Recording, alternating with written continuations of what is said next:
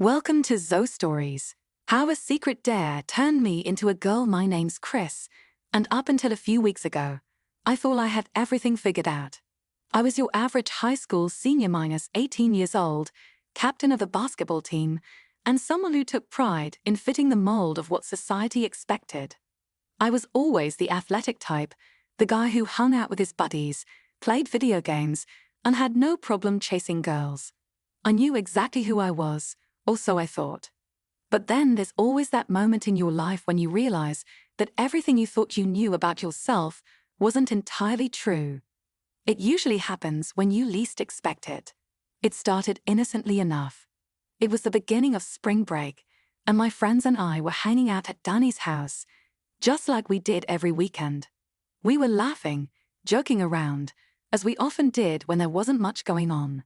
Of course, the talk inevitably turned to dares. We had all done ridiculous things over the years, from running around the neighborhood in our underwear to eating the most disgusting foods we could find. It was all in good fun, but there was always that unspoken rule: you didn't back down from a dare. "All right, Chris," Danny said, nudging me as the others laughed. "Your turn. I dare you to wear a dress." I froze. The words hit me like a ton of bricks. A dress? My mind raced, thinking about how ridiculous it would look. I'd never even thought about wearing something like that, let alone in front of all my friends. Sure, we joked around about things, but this felt like crossing a line. The room fell silent for a moment as everyone waited for my response. It was just a stupid dare. I could laugh it off, joke about it, and move on. But for some reason, I couldn't shake the feeling that there was something more to it. Something I couldn't explain. It was as if a part of me wanted to take the challenge, to see what would happen if I crossed that line. The fear was there, but so was the curiosity. Before I could stop myself, I said, "Fine, I'll do it." The laughter that followed was expected.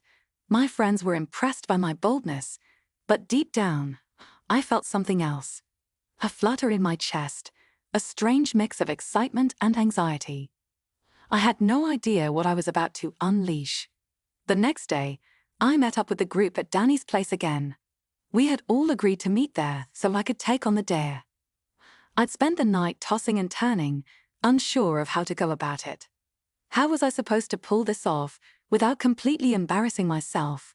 When I showed up, I felt my stomach churn. "All right, Chris," Danny said, grinning. "Time to put on that dress." I glanced around at the others, Alex, Nate, and Mark. They were all excited, eager to see me squirm. I thought about backing out, but I couldn't. I couldn't be the one who chickened out. That's not who I was, right? Danny handed me a large shopping bag, and as I pulled out the dress, I couldn't help but feel a deep sense of dread. It was a bright red dress, a little frilly, with a floral pattern that screamed girly. It wasn't what I had expected. I thought maybe they'd just dare me to wear something silly, like a tutu or something ridiculous. But no, this was real. I was about to wear a dress, a real dress. I locked myself in the bathroom, staring at my reflection in the mirror. The dress was soft against my fingers, and as I slipped it on, I couldn't help but notice how different it felt against my skin. It wasn't uncomfortable, just strange. My mind raced as I zipped it up, feeling the fabric hug my frame in ways I wasn't used to. I looked at myself, trying to process what I was seeing. It was me, but also it wasn't. When I stepped out of the bathroom, the room fell silent. My friends stared at me, their mouths agape. I felt like a fish out of water, completely out of place, like I was wearing a costume and had forgotten to take it off. I laughed nervously, but I could feel my cheeks burning. "What do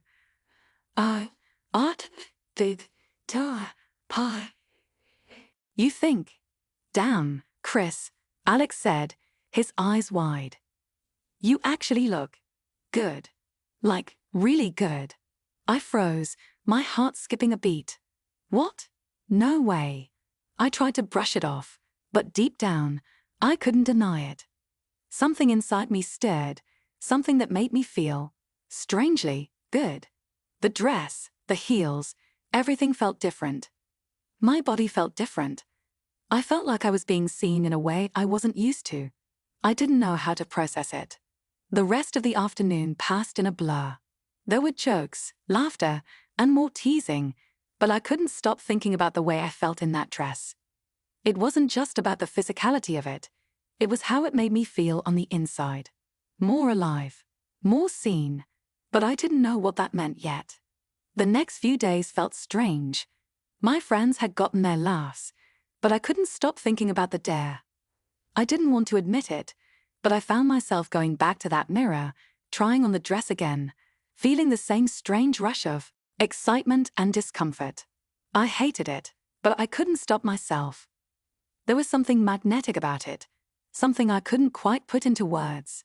Every time I saw myself in the dress, I felt like I was getting closer to some hidden part of me, something I had never allowed myself to explore. But what was it? Was it just curiosity? Or was there something deeper? As much as I tried to push it away, I couldn't ignore how different I felt when I looked in the mirror. My muscles felt less important somehow, my usual athletic self overshadowed by this new, unexpected side of me. And it wasn't just the dress. It was how I walked in it, how I moved, how the heels made me feel taller, more graceful in a way I hadn't anticipated. It was as if the world had shifted, and I was finally seeing it from a different angle. But the real turning point came when I went shopping on a whim.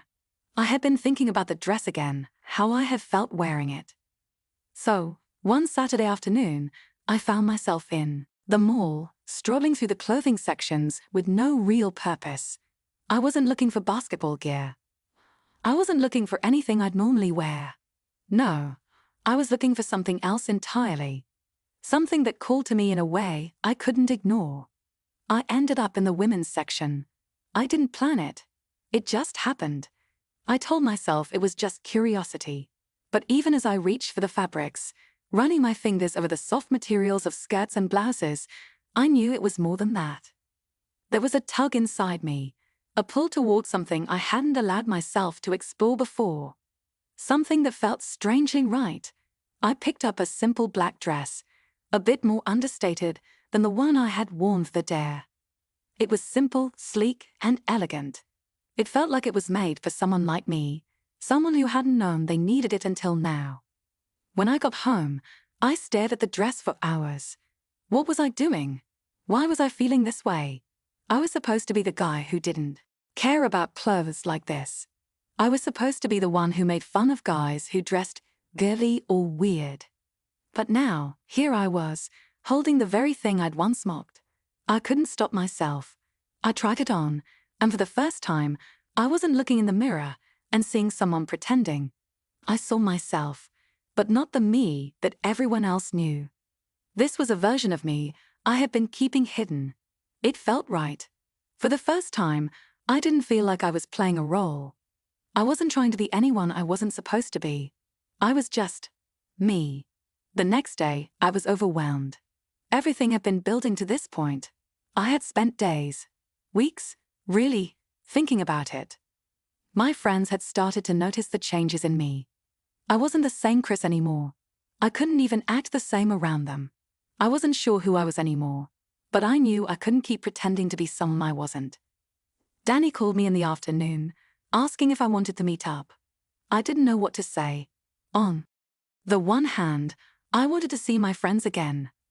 I missed hanging out with them, joking around like we always did. But on the other hand, I couldn't shake the fear that they would see through me, see that I was changing, see that I was becoming someone I wasn't sure I was ready to admit to myself. I met up with them anyway.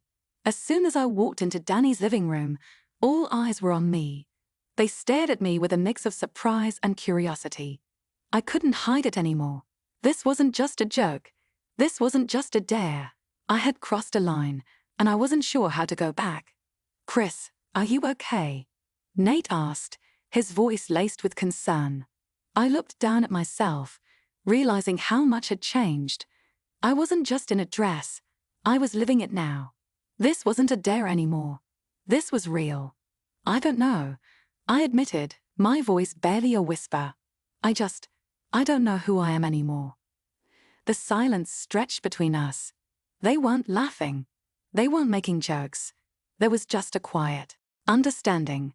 I had expected ridicule, but instead, I was met with acceptance. Danny looked at me, a slight grin forming on his lips. You know, Chris, you've always been yourself. It's just, I think we're finally seeing the real you. The words struck me like lightning. Was this the real me? The me I had hidden from myself for so long? That evening, as I sat in my room, I felt a strange sense of peace. For the first time, I wasn't pretending to be something I wasn't. I wasn't trying to fit into a mold that had never been mine. I was just Chris, no longer confined to the person others expected me to be. The dress lay across the chair, and as I ran my fingers over it, I realized it wasn't just a piece of clothing. It was a key that had unlocked something deep inside me, something I wasn't ready to let go of. The question wasn't whether or not I could go back. It was whether I was ready to move forward. And maybe, just maybe, that was all I needed. To let go of the fear and start living my truth. Thank you for joining us on another captivating journey through Zoe's stories. Remember to hit that subscribe button and turn on notifications so you never miss a tale. Until next time, keep exploring, keep imagining, and keep believing in the magic of storytelling. See you in the next chapter.